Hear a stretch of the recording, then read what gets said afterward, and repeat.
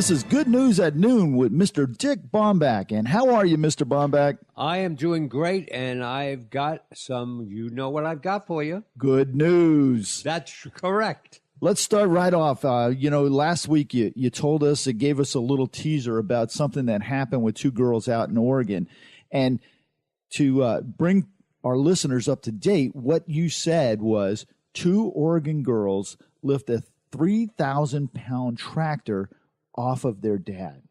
Yep, this happened in Lebanon, Oregon, and this man was pinned underneath his tractor.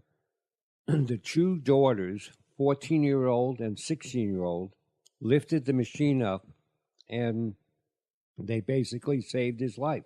Wow. Last night on I think it was 60 minutes, last week on 60 Minutes. It wasn't last night, it was last week. And they talked about this RV that caught on fire on the highway.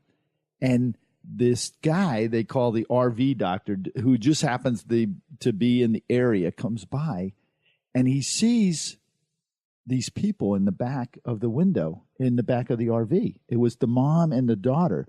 The father had gotten out, or the husband had gotten out, and he was running around trying to put out the fire, and the whole thing is like engulfed. Wow. And the RV guy, the RV doctor, stops in the middle of the road.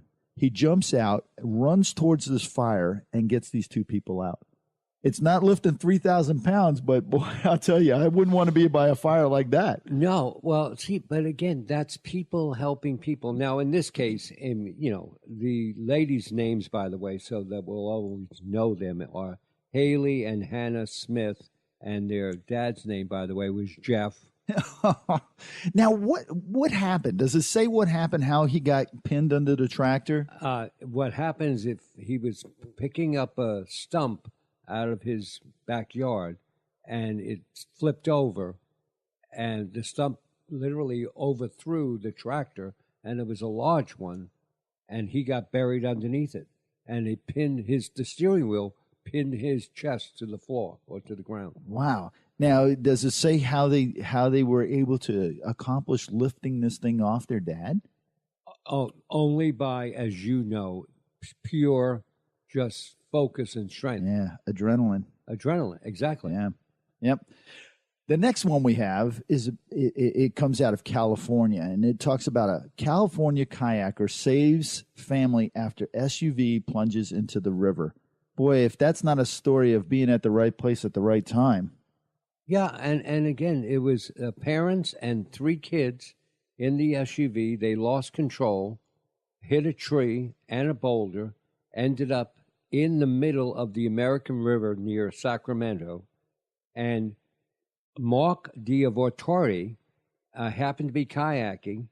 He went over, he gets every one of them out, and everybody says, "Mark, how could you do this?" And he said, "Oh, just at the right place, the right time." Yeah, it sure was. So, did these people know how to swim? Were they hurt? Well, the three kids did not. They were so young, they didn't know how to unbuckle their seatbelts.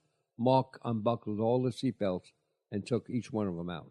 Wow. Now, were they underwater, or was it partially immersed, or how was it? They were underwater. In fact, the driver, the dad, he was upside down.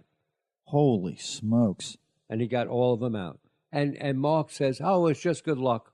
Wow. It makes it sound like it's just another day at the office for him. Yeah. Yeah. The next one we have talks about, I guess, a cab driver. And it says, sometimes riders find a cabbie worth praising. I don't know. I've been in a lot of cabs. And they're nice people, but I don't know if they're worth the praise for being a cabbie.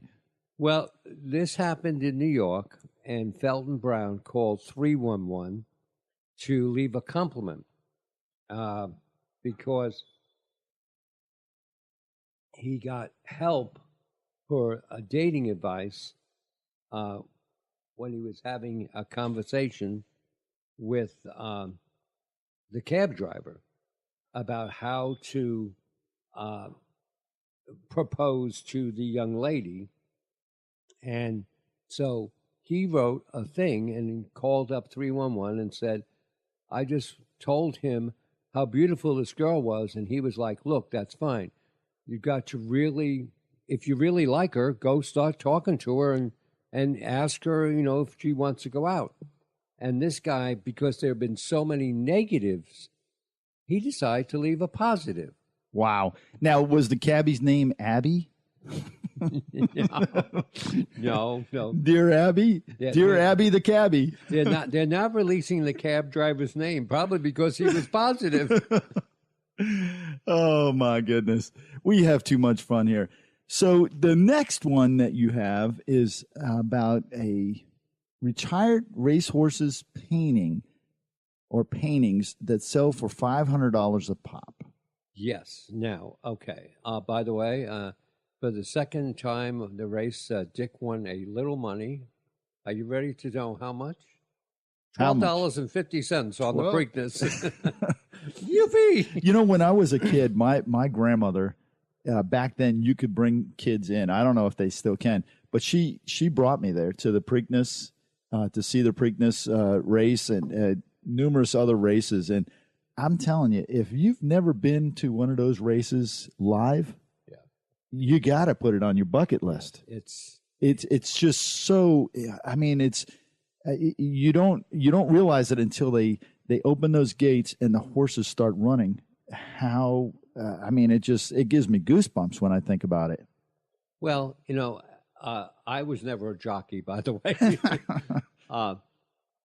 So what happened with this racehorse? The racehorse is Metro Meteor. It decided to go paint. The horse paints. Oh, man. When I read this, it sounded like, the paintings were being made of the retired horse. So this is the horse is doing the paintings. Right. The horse is doing the paintings. And so far has sold a lot of the paintings. And his owner is his artist that helps him is Ron Kajowski and his wife Wendy, and they pick out the paints for him and the colors, and then he sits around and with his head bobbing up and down makes the paintings. Now, are they horse whisperers? They sell for $20 up to $500, but some of them have bought $20,000 in 1 month. $20,000. Now, do the owners do anything with this money? Does it go to charity, or is it paying for the retirement home? Half it goes to pay his medical bills, and the other half goes for a racehorse adoption program. Wow. Now, how could they have found out that this horse paints? I no idea. The horse isn't Mr. Ed, was it? No. The horse. Apparently, what happened is the horse was standing in his area and saw somebody painting, and hit his head and started painting. Wow, that's just an amazing story. And all of today's stories were amazing. And it's all about the good news, Mr. Baumbach. It's all about the good news. We try. And that has been Good News at Noon with Mr. Baumbach.